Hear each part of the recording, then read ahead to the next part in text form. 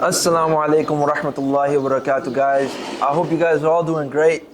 My name is Shahir. You guys know me from Shahir Uplifted, and I'm here today with Shabir Ahmed from Awareness Wallah, who he likes to call himself as. And in today's episode, we're going to delve into a couple of different types of topics, ranging from discipline and motivation all the way to some personal stories, as well as some life challenges that we would like to talk about in today's episode. So before we get deep into that, I just want to establish a ground relationship that we already have. You know, alhamdulillah, we have a good relationship with each other, but maybe the audience doesn't know how we know each other. So if you'd like to start off with that, I'd like to tell the audience a little bit about how we know each other, and then we can go from there, inshallah. Okay. So one would be a formal way. I know him from IM Sciences. He's a student over there, and I was engaged with the Human Resource Development Center for a project for an MOU. So I know him from there. But it started on a very fine Sunday. In one of my volunteer activities, I was delivering a session for some orphans in the suburbs of Peshawar, and there was a person with a camera taking some photos, and then asked me for a couple of minutes to chat, and that is how Right. we actually got Yeah. to know each other. It was very beautiful, you know. When we first met, I like to say that it was meant for us to meet at that time that we met, you know, and exactly at that place. Like you must agree with me that everything happens for a reason at exactly the time it's meant to happen. Yeah, there were a couple of interesting things that happened, but I would rather focus on your question that you asked me, Right. and that was Shahir came to me like a random person. I didn't know him. We didn't meet before that, so he came to me and he says,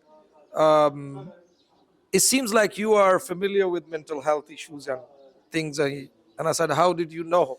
And he said, "I can just say," and that is how it actually Right. got started. Actually, you were giving a couple of sessions on that day, and you know I was in the crowd, and as well as recording videos, recording pictures, part of the media for that team over there. And when I witnessed you speaking towards the crowd, which it was specifically a crowd of orphans, it was very inspirational to me. It was very motivational to me, and I wanted to just connect with you on a deeper level. I wanted to have some type of connection with you, so that, as you know, that my question to you was, I'm writing a mental health book, right, with this crazy title, Yeah. right? And when I mentioned to you the title, How to Be Permanently Happy, your eyes lit up. I remember. So it was very beautiful that way. And that just led to a long friendship of ours, alhamdulillah. And now I want us to get into a little bit more of a deep conversation when it comes to some mental health challenges, but more specifically, how to deal with discipline issues, as well as what is motivation to you, and what do you feel like people need to have motivation in their life, and how do they attain that motivation? Oh, that's an interesting question. I mean, like, if you Google motivation, you would you would see like hundreds of definition for motivation. Lots of people define motivation in gazillion ways, I Right. would say. For me personally, I think the biggest motivation for anybody is meaningful work, purposeful life. I mean, for me personally, a purpose driven, meaningful work will keep you motivated if you don't feel like it. I Right. mean, the biggest motivation is the one that comes from within, from inside. Until and unless it is from inside, I mean, like external motivations, people have like these motivations of earning this much money or living Right. in a specific place or a certain kind of career or a certain kind of work. For some people, career is the motivation. For some people, money, pleasure, fame. Uh, yes, they are sources of motivation, but I think personally and professionally, the work that I do for the last 5 6 years in Pakistan, I'm engaged in work with educationists, with youth, with school children, teachers, and we talk about purposeful life. So Right. if you don't have a defined laser focused purpose in life, you are going to struggle with your motivation. That is my personal opinion, and it's also a professional opinion as well. Yeah, that's beautiful. I would like to ask you, with you meeting all these professional people and having a wide variety of connections with them and relationships with them, how would you understand? Is there a common factor between each one of them that you can relate to when it comes to their motivation? Do they have, like you said, it's that inner drive that leads to a person's good motivation? But is there something that they all do that will keep them on like that motivational path?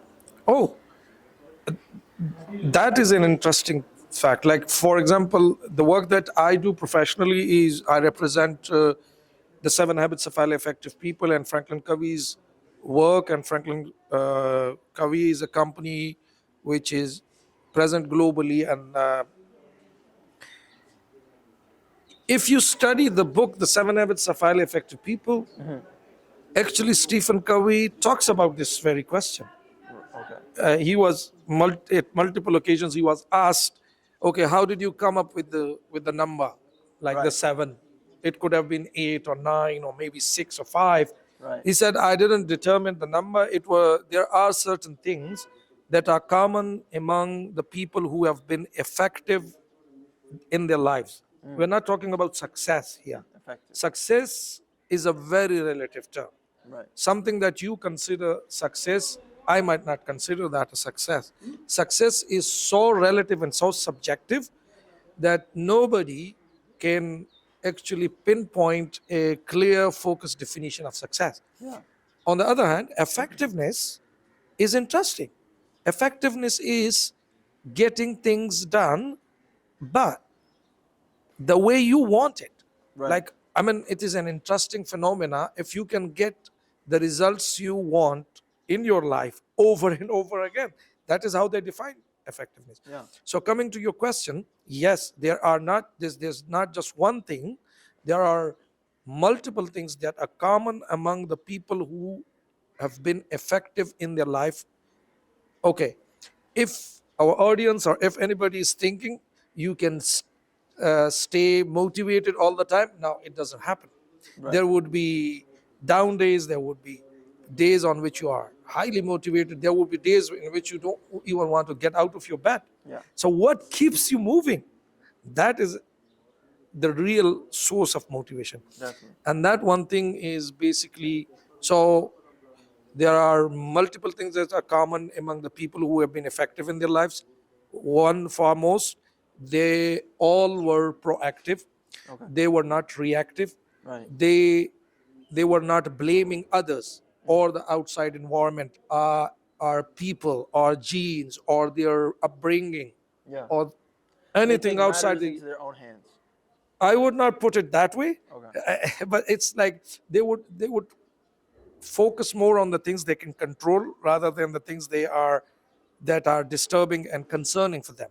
Gotcha. They would focus on the things that they can influence, in which they can take action and get a result. Okay. Now, that is one thing.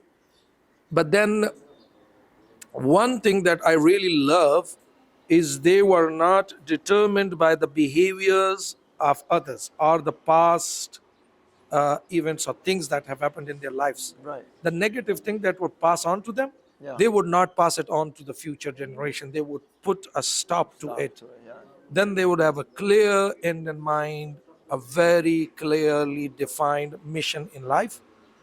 Also, one thing that gets ignored or overseen is, and that is very common in successful people. Now I'm going to talk about the success that we normally define. For example, Steve Jobs or Mark Zuckerberg or Jack Ma, or name anybody Yeah. that comes to your mind.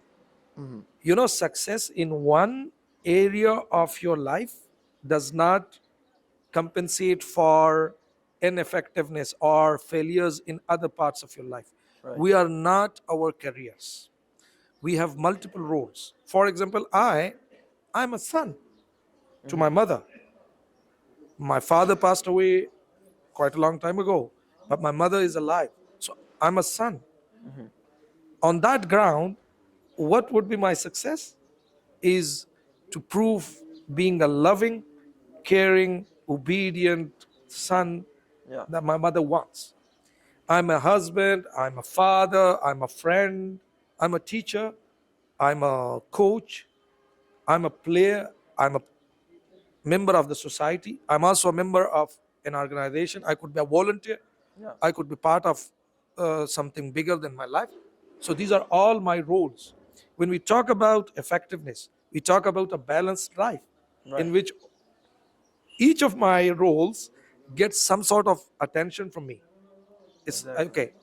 You would see people, especially you are from the US background, and you would see people crazily motivated to get one thing done in their life, and in the process they don't realize they're ruining their own lives, like their health.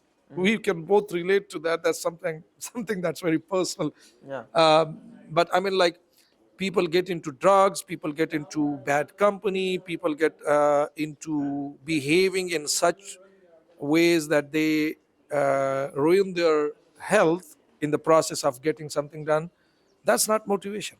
That's craziness. That could be passion. I would say unreasonable passion or something.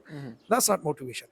So to me, the primary question was, what is common among the effective people? There are a lot of things, but these three, four things, they are very common. One, they are proactive. They always look forward. They're open-minded, growth mindset. They have clear objectives, purpose in life, Yeah. and they are disciplined. And they are disciplined. Okay, that's beautiful. So just to reiterate, proactive, so I can remember it. Proactive, clear objectives in their mind, and they are disciplined. Yeah. Right. So coming off of all of that, let's say discipline. Okay, which would you value more, discipline or motivation? I know my personal answer for this, but I'd like to hear your Oh, personal. that's an interesting question. I will say discipline, Okay. because there's a misconception about motivation that if you are motivated, you will keep yourself disciplined, and you will get things done, and Yeah. and it's all about motivation. I think it's overrated. I think so too. I think action keeps you motivated more than some sort of. Okay, I don't want to offend anyone. I really respect the people who call themselves motivational speakers. I don't want to call myself that, and I kind of feel offended if somebody calls me that. Okay. Okay, because there's a reason behind it. This in this current era of YouTube and Snapchats and Instagrams and short videos, and Right. these motivational doses that people are uploading on internet. So internet is flooded with a lot of things, quotations and Yeah. stories and so many things. It has made our youth motivation junkies, Exactly. right? They say you become desensitized to what the actual information that can help you because there's a vast sea of information. Yeah, and I mean, like, I really like. I don't know whether it's authentic or not, but I won't name the person who is it's associated to, because I'm not sure. But there was a very successful person. He was once asked, "What would you say something for inspirational entrepreneurs?" Yeah. The person was a very successful entrepreneur. Uh-huh. What would you say to the aspirant entrepreneurs? And he Yeah. said, I would tell you one thing, and that is, if you need motivation from me to be an entrepreneur, don't be one. Don't be one. Yeah. Right? So if you That's need facts. 'Cause, like, motivation from outside, you're already dependent. yeah. If you're looking for external validation, you've already failed the first step. Because the only person you should, expect validation from is yourself. Oh, that is another topic to be. Oh, that's an amazing thing. Okay, now what?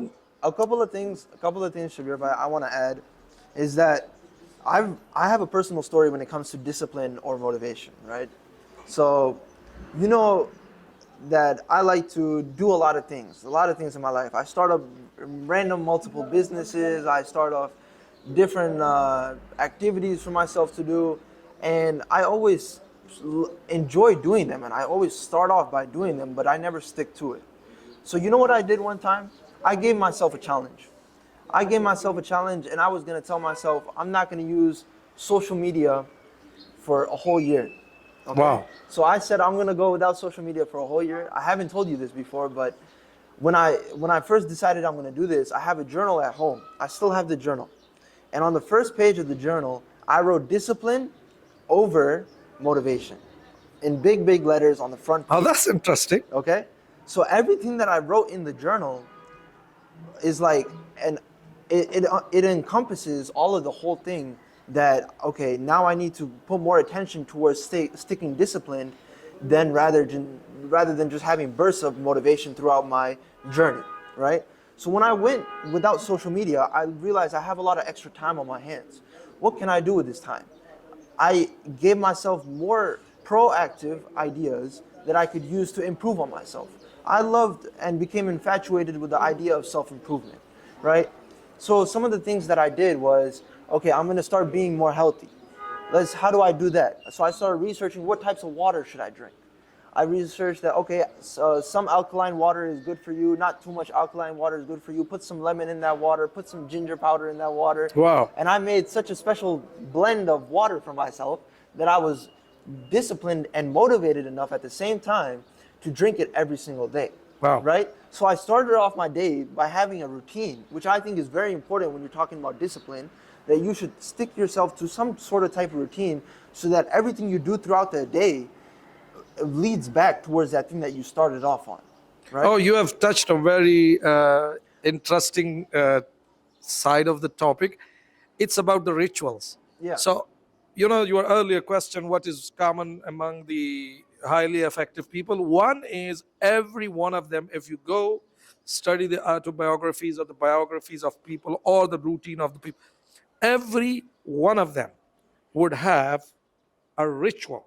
And I'm calling it a ritual deliberately. It's not a routine, it's like a ritual. Right. They would religiously follow that.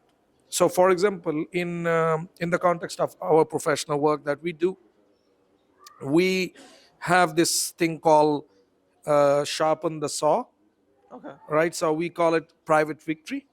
Now, the private victory in the context of 7 Habits, if people have read the book, they would know private victory is something about your own self. It includes nobody else. It includes you and the 4 dimensions of the person that you are. So as a person, we have these 4 dimensions: our body, our mind, our heart, and our spirit.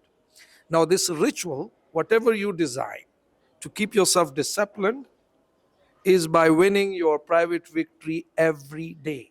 And by winning the private victory, what we mean? By sticking to that ritual. It could be a morning ritual, it could be an evening ritual, it could be a midday ritual, whatever suits you. But it should have something for your body, something for your mind, something for your heart, and something for your soul or spirit.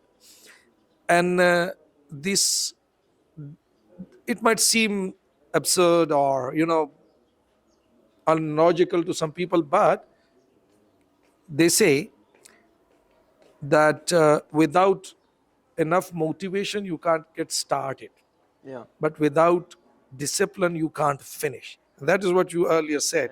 Exactly. What happens is this interesting duo relationship between the two. Okay, you need motivation or the why behind every action that you do, so that motivates you to start something. Yeah. But then you need consistency and discipline to stick to that thing and get it done and finish it. So it's not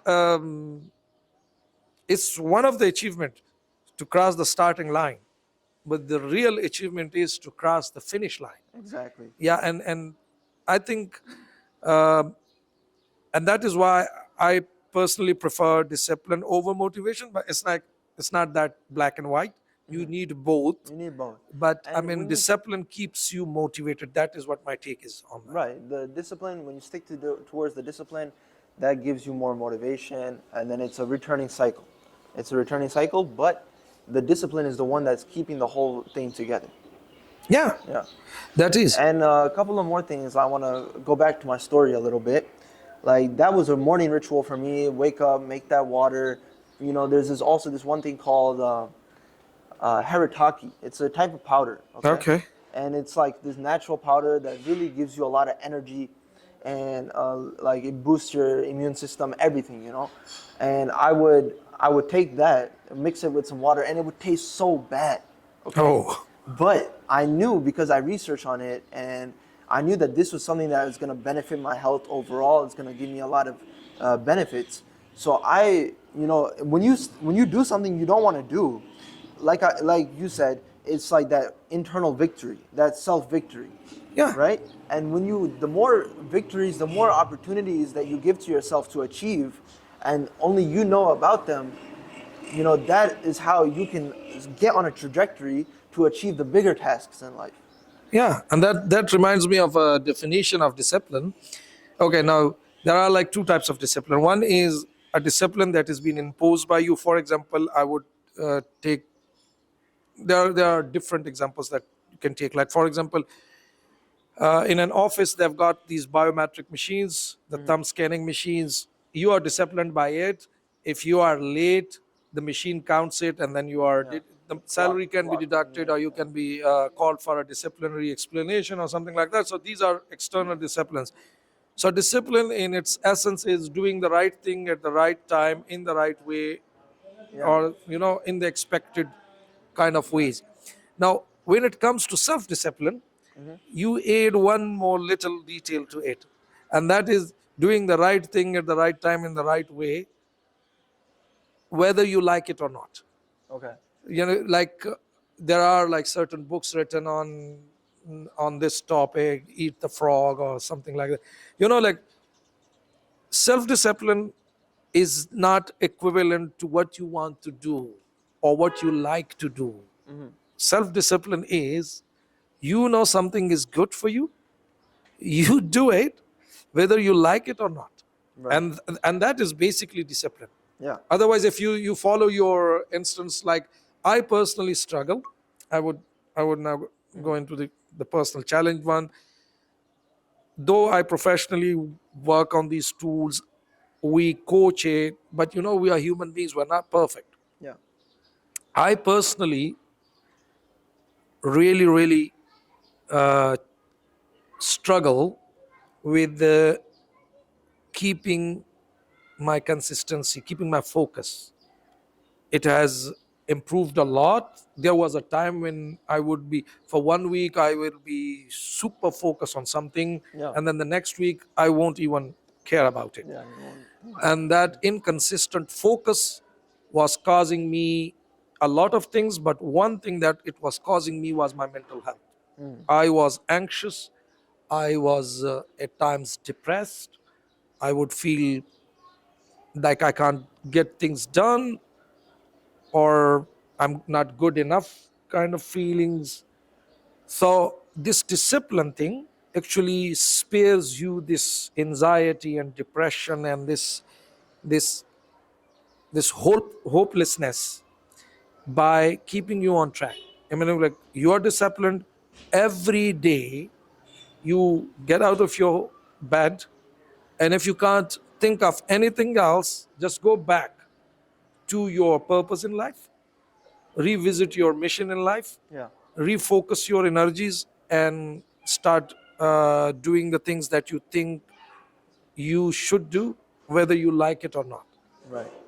I want to kind of transition this into an area that I feel like really practices discipline in our life by doing it in such a way that we find out that it's natural. It's supposed to happen for us. Now, what do I mean by that? You may be thinking, what is Shahir talking about? I'm talking about the disciplinary actions that Islam has placed on us as human beings living in this world. Oh, that is very So interesting. I wanna Yeah. go into this a little bit, and then you could give me your thoughts and reflections on it. Yeah. Go ahead. So, what is so beautiful about Islam is first, in the five pillars of Islam, we have one pillar of Islam, prayer, right? And prayer is 5 daily prayers, right? Now, it is placed in such a way that for the Muslims out there, they know that if they're following these daily prayers, they can really revolve their life around it. And let's say if you are being focused in prayer, which is a sort of meditation, a sort of sense of peace, a sort of, time between you and your Creator. Yeah, and reconnecting to the whole purpose in life. Right, it reconnects to your purpose in life. Then the rest of your life, the rest of the time in the day will be blessed, and it will be blessed because of the time you have devoted towards God, right? And I find that very interesting. I find that very beautiful. As a Muslim being, I feel very proud in the facts that there are many disciplinary actions for us to empower us as human beings in the right way. Now, another way that Islam has helped us, teach us to be more disciplined is by fasting. Yeah. Ramadan is coming up. What is fasting? People think that we just go the whole day without eating, drinking, just for no reason. No, that's not the case. The reason that we go without eating or drinking the whole day is because it will subdue our desires, right? Yeah, that's one of the That's one of the benefits, yeah. reasons. It subdues our desires. It subdues our what's it called? You can help me out here. When it comes. Yeah, to I mean, like I have main these. reason. I've on the prayers. I have one take that I want to share. Please do. I mean, as Muslims, we know that Allah Subhanahu wa Taala doesn't need anybody in the whole universe to stand in a certain position, do certain kind of rituals or actions to pray to Allah. But this is part of the discipline. One of the interesting parts or aspect of prayer is it's Allah Ta'ala says in the Quran, Inna salata kanat al mu'minina mawquta. It's like, I don't know, I'm not getting the ayah right, but it says that prayer is to be done in certain times. Right. Like, for example, for the Fajr, there's a certain time that you have, like, time. there's a start time and that's an end time. If you don't pray in that allowed time, it's qadha, you have missed it. Yeah. Then you've got the Zohar prayer, it also has its own time. This putting it in a bracket of time and then putting a certain number on it, and then the further discipline is, if somebody wants to pray and they say, okay, today I feel really motivated, then instead of like 2 rakah for in the Fajr, I would pray, let's say, 4 or 10 or 20 rakah. So for our listener who are not Muslim, a rakah is like a unit of the prayer. Yeah. So there are like 2 units that you need to pray in the Fajr. You needed 2. Yeah. You can't add another one out of motivation, or you can't, delete one because of not motivation. You need to stick to a certain way and number and a certain time. That's all coming down to this discipline. But the interesting part with that is, in the prayer, what are you basically doing? You are repeating certain things that are there, like the Surah Fatiha. The Prophet Muhammad, peace be upon him, said, there is no salah without the Fatiha.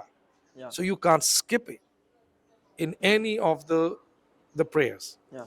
Now, if you reflect on this Surah Fatiha, this is basically reconnecting you to the whole idea of the religion, why you are praying.